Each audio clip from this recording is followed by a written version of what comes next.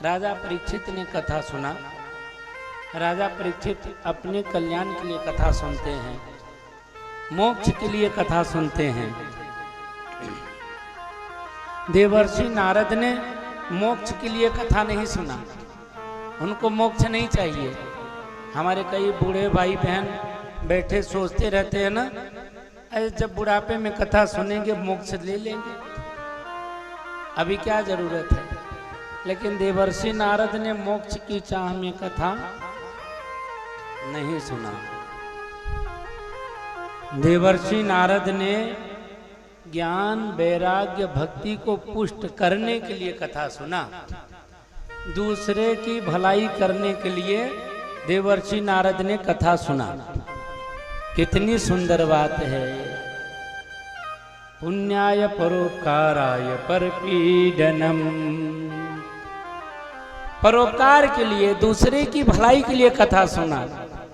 आपको भी ना, यदि आप चाह रहे हो कि किसी की बुद्धि खराब है, इसकी बुद्धि ठीक हो जाए, तो उसकी बुद्धि ठीक होने के लिए आप कथा सुन सकते हो।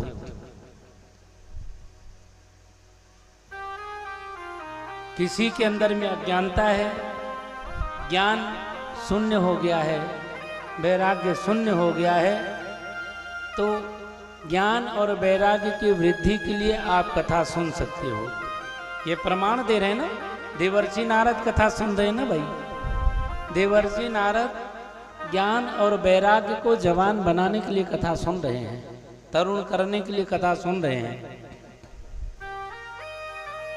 तो आप भी संकल्प लेकर के ज्ञान की वैराग्य की सिद्धि के लिए, अपुष्ट को पुष्ट करने के लिए श्रीमद् भागवत महापुराण की कथा सुन सकते हैं।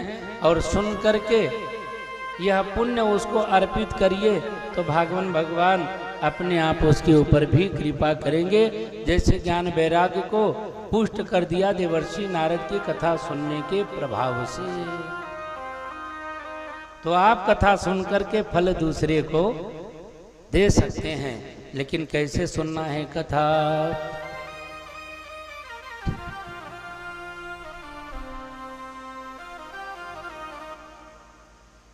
देहाभिमानी गलिते ज्ञानी परमात्मने,